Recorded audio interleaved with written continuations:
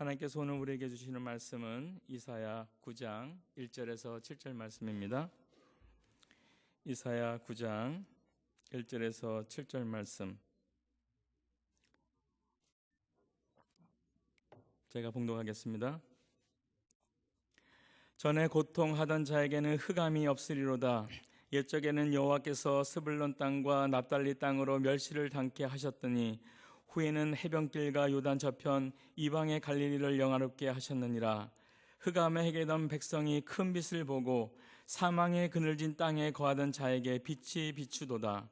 주께서 이 하나를 창성케 하시며 그 즐거움을 더하게 하셨으므로 추수하는 즐거움과 탈취물을 나누는 때는 즐거움같이 그들이 주의 앞에서 즐거워하오니, 이는 그들의 무겁게 맨 멍에와 그 어깨의 채찍과 그 압제자의 막대기를 꺾으시되 미디안의 날과 같이 하였음이니라. 어지러이 싸우는 군인의 갑옷과 피 묻은 복장이 볼 앞에 섭같이 살라지리니, 이는 한 아기가 우리에게 낳고 한 아들을 우리에게 주신 바 되었는데 그 어깨에는 정사를 메었고 그 이름은 기묘자라, 모사라, 전능하신 하나님이라, 영존하시는 아버지라, 평강의 왕이라 할 것임이라. 그 정사와 평강의 더함이 무궁하며 또 다윗의 위에 앉아서 그 나라를 굳게 세우고 자금 이후 영원토록 공평과 정의로 그것을 보존할 것이라. 만군의 여호와 열심히 이를 이루시리라. 아멘. 오늘은 빛으로 오신 평강의 왕이라는 제목으로 우리가 함께 은혜를 나누고자 합니다. 우리가 아까도 인사했지만 이 성탄절이 되면 우리가 서로 메리 크리스마스 그렇게 인사를 해요. 기쁜 성탄이 되라는 것이죠. 그리고 이 기쁨을 위해서 서로 선물을 주고받기도 하고 산타가 출현하기도 하고 또 여러 군데서 각종 이벤트가 행하여집니다. 그런데 그것이 그 기쁨이 채워지지 않아요. 사실 크리스마스라는 말의 뜻은 그리스도께 예배한다는 뜻이에요. 그렇기 때문에 크리스마스 날은 기쁘고 즐겁게 그리스도에게 예배 드리는 날, 그런 정의입니다. 왜 기쁘고 즐거운 날입니까? 우리를 죄에서 해방해 주신 구세주가 오셨기 때문에, 그리고 이를 통해서 이 땅에 내 인생에 진정한 평강이 왔기 때문에 참으로 기쁜 날인 것이죠. 그리고 그것이 너무나 감사해서 기쁨으로 그리스도께 그리고 하나님께 예배를 드리는 것이 크리스마스의 그 진정한 의미인 것입니다. 선물과 각종 이벤트가 구원의 기쁨을 대체하고 있어요. 이 성탄에 우리들이 기뻐해야 될 참 이유를 그래서 희미하게 만들어가고 있고요. 결국 이런 것을 의존하다 보니까 사실 이벤트와 선물로 만족이 됩니까? 결국은 기쁨을 잃어버리는 삶을 살도록 우리를 속이고 있어요. 오늘 말씀을 통해서 우리가 성탄의 진정한 기쁨을 다시 한번 생각해보고 우리 구세주의 평강의 왕으로 오신 주님으로 인해서 깊은 기쁨을 누리는 그런 은혜가 있게 되기를 원합니다. 오늘 말씀에 보면은 흑암과 사망의 그림자가 이 절망의 자리에 있었던 것을 알 수 있어요. 먼저 이 이사야가 이 말씀을 선포할 당시 상황을 살펴보겠습니다. 오늘 본문 전 문맥 이사야 8장 21절 22절을 보면 이렇게 되어 있어요. 이 땅으로 헤매며 곤고하며 줄일 것이라. 그 줄일 때에 변조하여 자기의 왕 자기의 하나님을 저주할 것이며 위를 쳐다보거나 그 땅을 굽어보아도 환난과 흑암과 고통의 흑암뿐이니 이들이 심한 흑암 중에서 쫓겨 들어가리라. 이렇게 되어 있어요. 이스라엘 백성들이 헤매고 그리고 곤고하여 줄일 텐데 이 고통이 너무나 커서 자기의 왕, 자기의 하나님을 저주할 정도로 심한 환난과 그리고 전혀 미래가 보이지 않는 흑암의 고통에 빠져 들어간다는 얘기가 지금 기록되어 있어요. 이사야가 이것을 선포할 때가 BC 744년경입니다. 그리고 북이스라엘이 망한 게 언제죠? BC 722년이에요. 그렇기 때문에 12년 전에 선포된 말씀이에요. 그 당시 정황은 이랬어요. 전쟁이 많았습니다. 아람군한테 공격을 받고 또 아시리아한테 공격을 받고 공포와 그리고 나라가 혹시 멸망하지 않을까 그런 위기가 그들을 힘들게 만들었고 두려움을 주고 있었어요. 그리고 먹을 것은 많을 추수만 하면 뺏기게 되는 그런 굶주림의 상태에 있었던 것입니다. 절망스러운 상황이죠. 그러다가 BC 722년에 결국 북이스라엘이 망하잖아요. 아수르에 의해서 20만 명이나 되는 많은 포로가 잡혀갑니다. 그리고 잔인한 그 식민 정책으로 희망이 없는 그 흑암이 시작되기 시작한 거예요. 남유다 역시 마찬가지죠. 아수르한테는 견뎠습니다. 그렇지만 겨우 연명하다가 바벨론에서 586년에 망하고 말죠.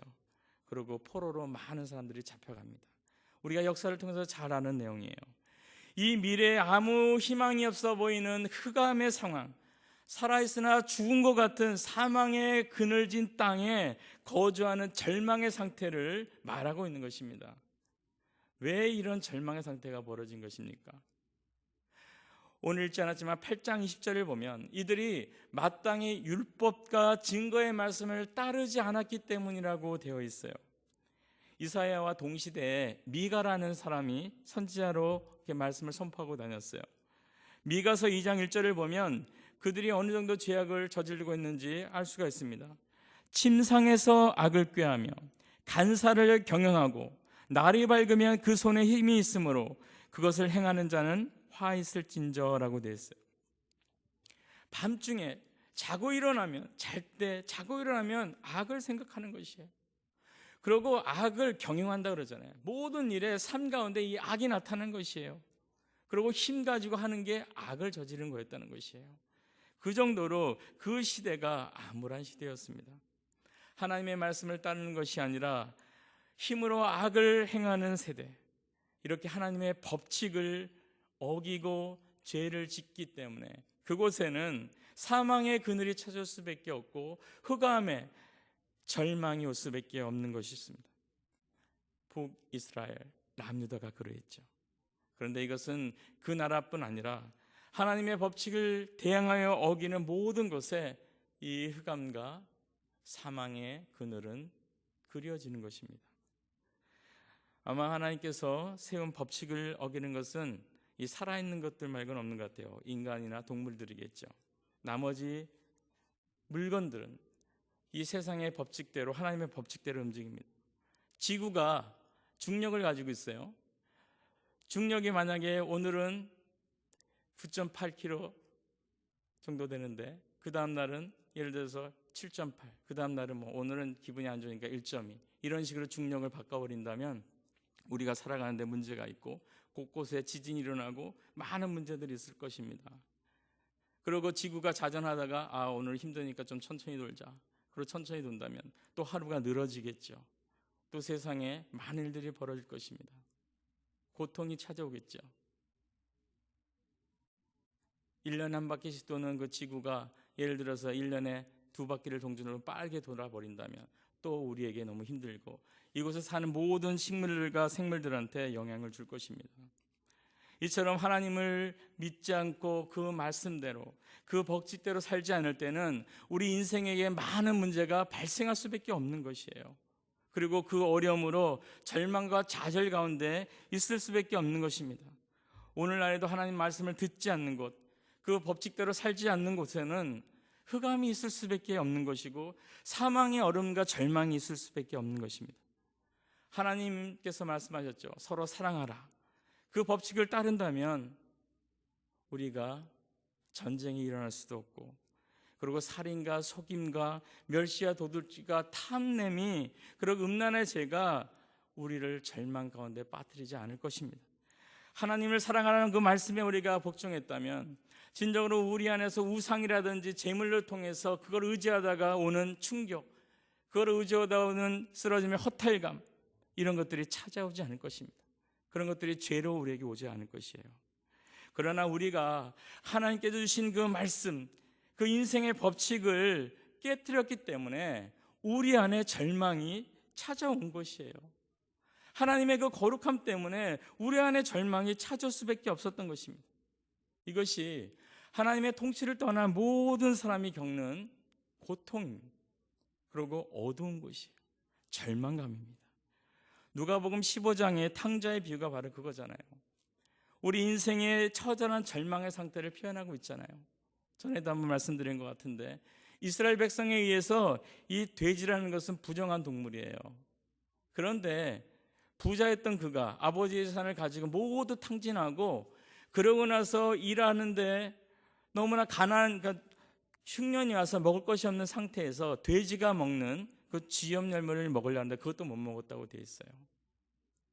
가장 부정한 동물을 자기가 돌봐야 되고 그 부정한 동물이 먹는 음식조차도 먹을 수 없는 처절한 상태, 그것이 하나님을 떠난 사람의 삶을 얘기해 주고 있는 것입니다. 우리는 주위에서 하나님 없이 잘 사는 보는 사람이 있을 것입니다. 물질을 많이 가지고 있고 권력을 가지고 있는 사람이 잘 사는 것 같지만 그 안에 빈 공간은, 메울 수 없는 공간은 있는 것이에요. 절망 가운데 있는 것입니다. 우리가 볼 수 없는 것뿐이에요. 우리 인생의 이런 부분입니다. 하나님을 떠난 인생에게는 희망이 없는 것이에요. 그런데 오늘 9장 1절 말씀이 복된 말씀이에요. 전에 고통하던 자에게 흑암이 없으리로다. 옛적에는 여호와께서 스불론 땅과 납달리 땅으로 멸시를 당케 하더니 후에는 해변길과 요단 저편 이방의 갈릴리를 영화롭게 하셨느니라. 원문에는 1절 앞에 그럼에도 불구하고라는 접속사가 붙어 있습니다. 많은 영어 번역본은 이 그럼에도 불구하고라는 단어를 넣었어요. 근데 우리 한글 번역본에는 하나만 들어가 있는 것 같아요. 공동 번역에. 그리고 나머지는 없는데 원래 있습니다. 그럼에도 불구하고 무슨 얘기예요? 그들이 죄로 인해서 흑암 가운데 쫓겨나고 절망 가운데 있는 상태, 그들의 죄를 그대로 갖고 있음에도 불구하고 그들에게 희망이 생긴다는 것입니다. 그들이 영화롭게 된다는 얘기를 하고 있는 것이에요. 소망을 기대할 수 있는 일이 생긴다는 것입니다. 그것이 뭐냐면 2절에 큰 빛이 비추었기 때문이라고 되어 있어요.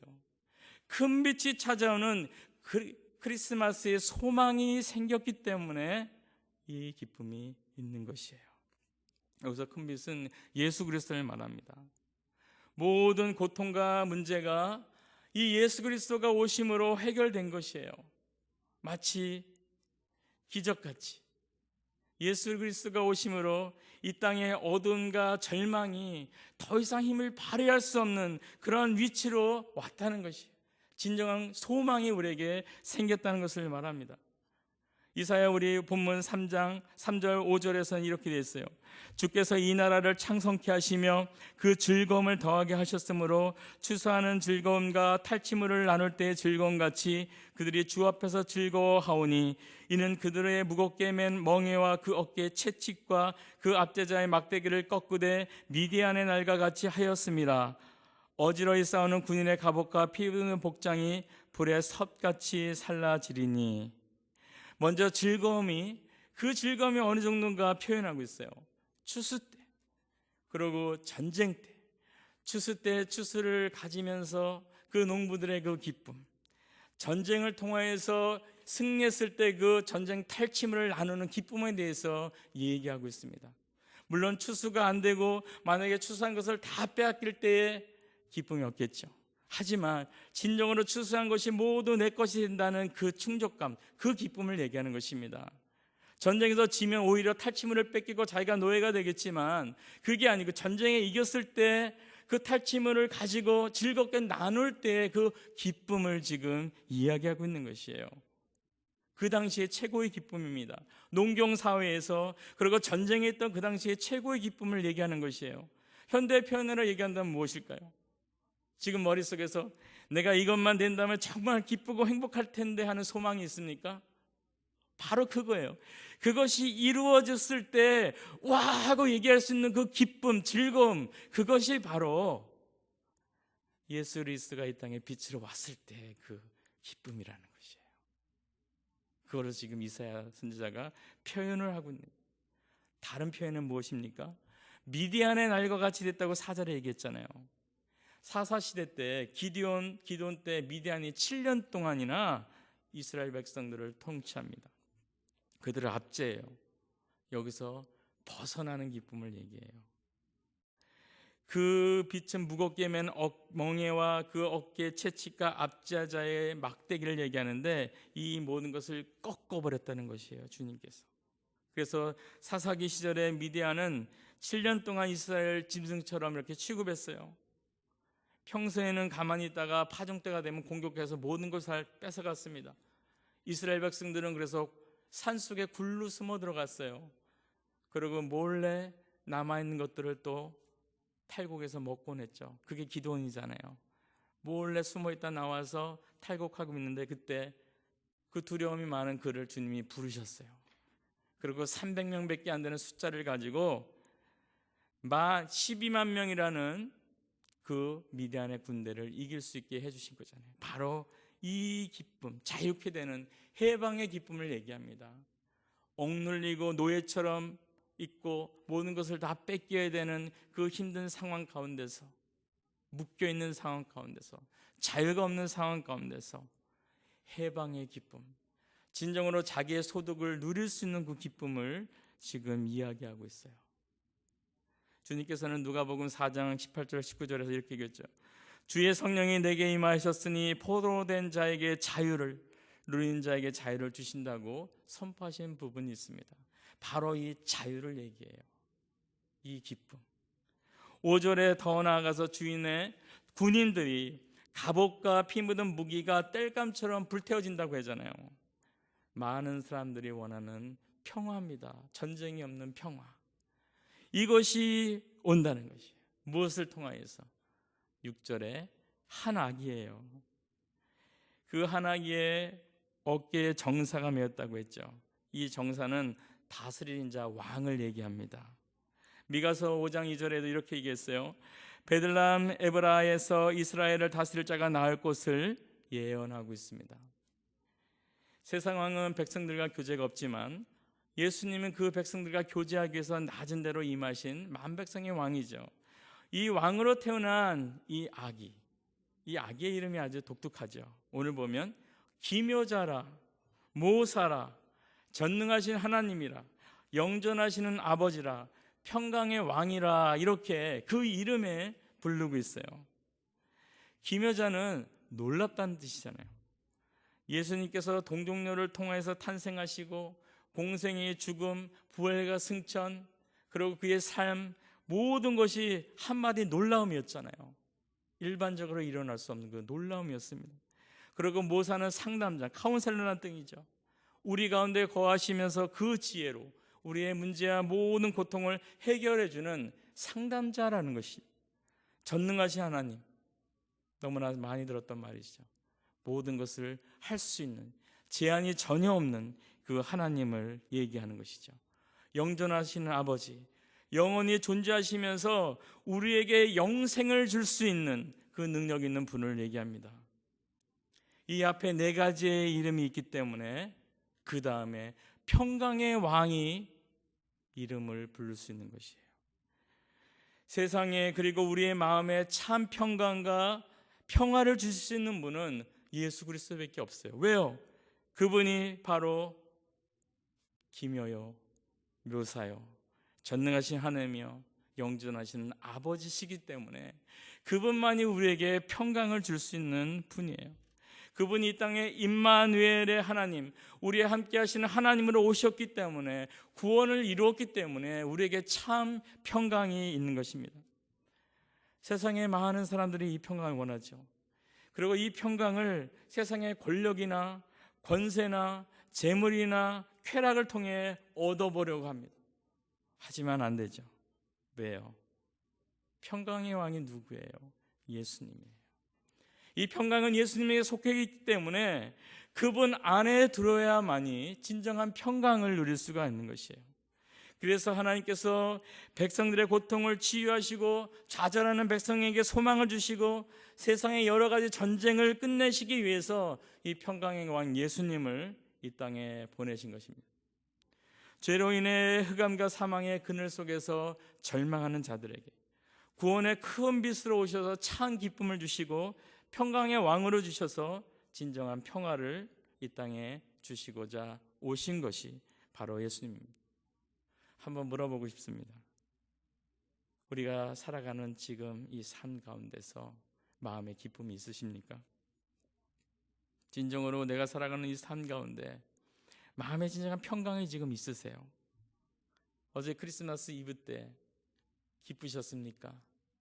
그리고 마음의 평강이 찾아오셨었습니까? 있었다면 참으로 은혜입니다. 감사한 것이죠.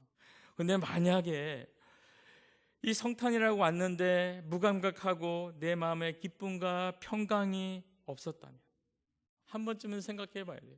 무엇이 나를 이렇게 흑암의 절망 가운데로 이끌어가고 있는지, 무엇이 나를 억누르고 있는지, 묶어놓고 나를 힘들게 하고 있는지, 무엇이 나의 마음을 지금 공허하게 하고 이 기뻐함을 거부하게 만들고 있는지, 무엇이 진정으로 나의 기쁨, 주님이 주신 이 평강을 뺏어가고 있는지 한번 생각을 해봐야 되는 것이에요. 선물과 각종 이벤트, 우리의 어두운 부분을 비춰주신 구원의 기쁨을 대체할 수 없어요. 우리는 다른 것으로 기쁨을 찾으려는 노력을 합니다. 왜요? 세속이 그렇게 가고 있어요. 주님 없이 크리스마스 날에 다른 대체품을 통해서 기쁜 크리스마스를 만들어 보려 하는데 거기서는 기쁨이 올 수 없습니다. 오직 구원의 기쁨에서 진정한 기쁨이 나오는 것이에요. 많은 재물과 권력과 쾌락으로 진정한 평강을 한번 얻어보려고 우리가 애를 쓰고 살지만 그것을 통해서는 진정한 평강을 얻을 수가 없어요. 예수 그리스도 안으로 들어가야 됩니다. 다시 한번 구원의 기쁨으로 들어가야 돼요. 평강의 왕으로 오신 그분 앞으로 우리가 들어가야지 진정한 우리 삶 가운데 평강을 가져다 줄 수 있는 것입니다. 말씀을 정리합니다. 우리가 비록 하나님의 자녀가 되었다고 해도 우리가 원하는 기쁨과 평강이 빛으로 오신 평강의 왕 예수 그리스도에서부터 온다는 사실을 잊어버리고 다른 곳에서 찾으러 갈 때 우리 심령 깊은 곳에서는 진정한 기쁨과 평강을 기대할 수 없다는 것입니다. 빛과 평강의 왕이신 주님이 우리를 통치하지 못하게 거부하고 우리의 기분에 따라서 우리의 감정에 따라서 우리의 삶 우리가 이끌어갈 때 거기에는 만족이 없어요. 다른 대체물을 찾으려 할 때 오히려 삶 가운데는 고통과 불안과 불만족을 끌어안고 사는 방법밖에 없습니다. 우리가 왜 나에게는 기쁨이 없고 평강이 없는가 고민하고 답답해하는 것 이상으로 이 땅에 예수 그리스도를 보내신 하나님 아버지, 그리고 구원을 위해서 빛과 평강의 왕으로 오신 성자 예수님, 그리고 우리와 동행하면서 지금 돕기를 원하실 성령 하나님께서 참으로 답답해하세요. 왜 너희한테 기쁨이 없느냐, 왜 너희한테 진정한 평강이 없느냐 하고 답답해하고 계십니다. 주님은 흑암과 사망의 그늘이 가득한 절망의 삶의 자리에서 구원의 빛으로 오신 평강의 왕이십니다. 바라기는 이 크리스마스 날에 큰 빛으로 오신 이 평강의 왕으로 인해서 우리 삶 가운데 정말 구원의 기쁨이 회복이 되고 임마누엘의 하나님으로 의한 평강이 회복되는 그런 은혜가 우리 가운데 있게 되길 바라겠습니다. 우리 함께 기도합니다.